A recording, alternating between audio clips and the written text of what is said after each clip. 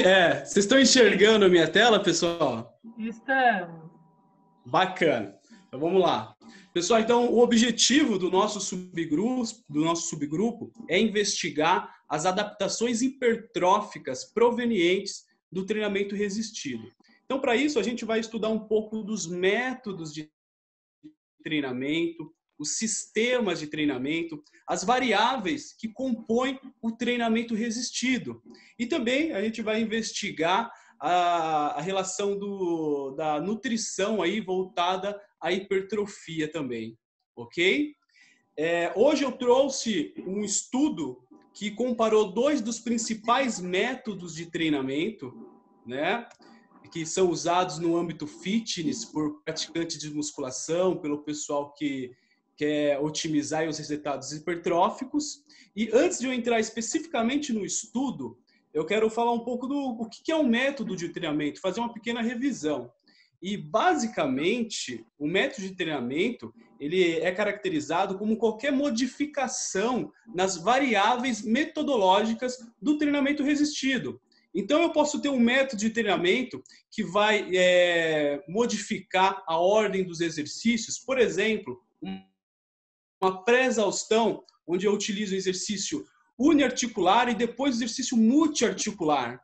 Eu posso ter métodos de treinamento que vão mudar o intervalo de descanso entre uma série e outra. Por exemplo, um drop set, um rest pause, entre outros. E assim sucessivamente. Tem métodos de treinamento que vão lidar ali com as ações musculares. Por exemplo, o método excêntrico, que é muito famoso, o pico de contração, onde você acaba colocando uma contração isométrica no meio da série, a carga de treinamento, a cadência, entre outros.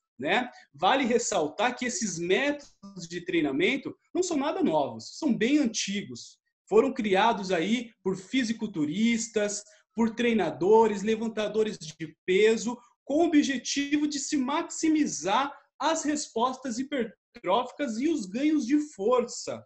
Então, é bem interessante a gente destacar isso. Um ponto também que vale a pena destacar, que esses métodos de treinamento são usados para vencer os famosos platôs de treinamento, que é aquela estagnação dos resultados durante o programa de treinamento. Existe muito conflito aí na literatura se realmente esses métodos de treinamento são eficientes, muitas pessoas gostam de usar e tudo mais. Esse estudo, ele comparou o método pirâmide crescente e o método drop set com o método convencional.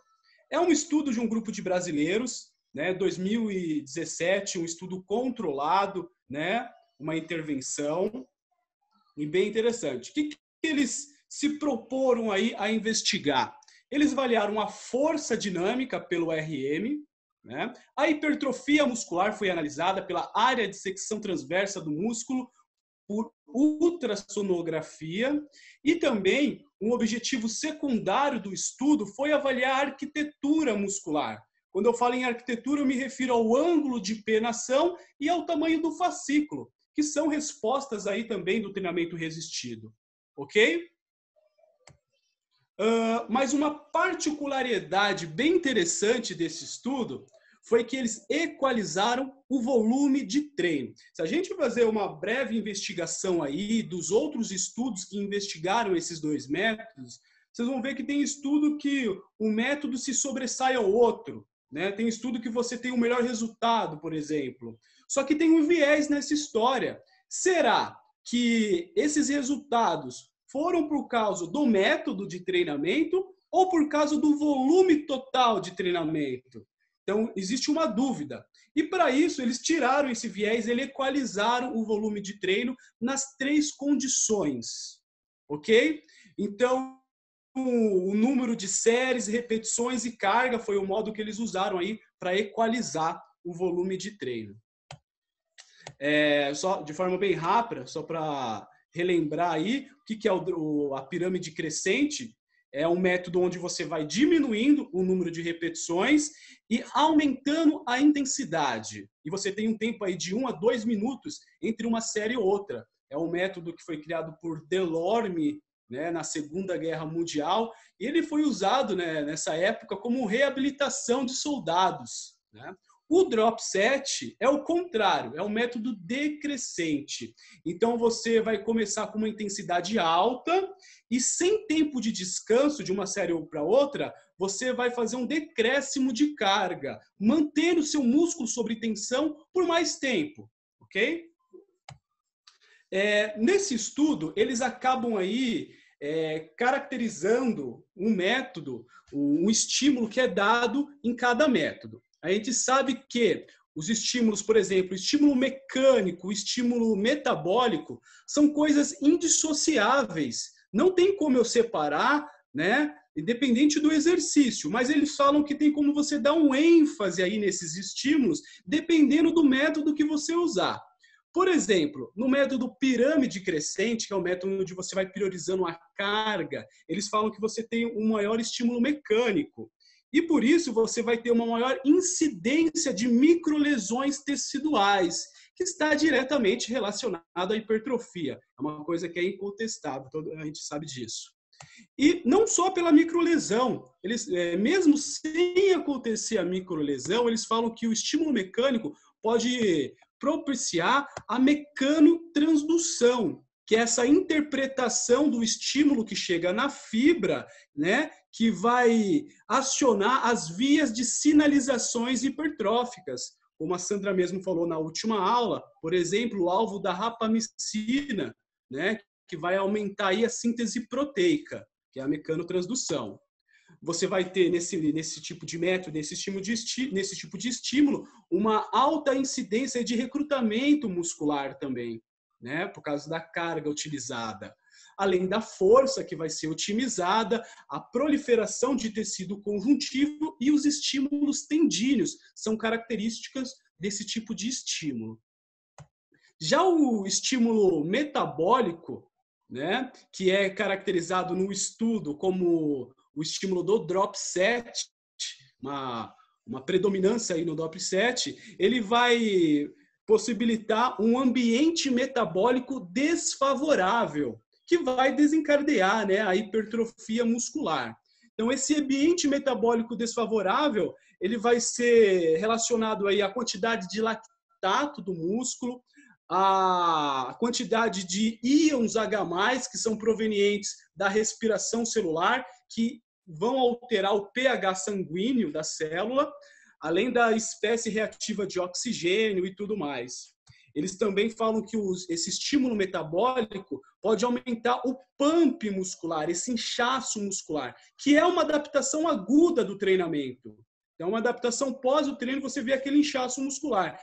Mas eles falam que também pode ter uma resposta crônica, pode ajudar aí na hipertrofia muscular a longo prazo.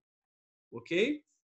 E eles também falam das miocinas, que a gente está acostumado a lidar aí com as miocinas com um aspecto direcionado à saúde, a vários benefícios para a saúde, mas elas podem ter uma relação tanto endócrina quanto paráquina, ou seja, o músculo produz e ele mesmo vai se beneficiar dessas substâncias, né, ativando aquelas vias de sinalizações hipertróficas.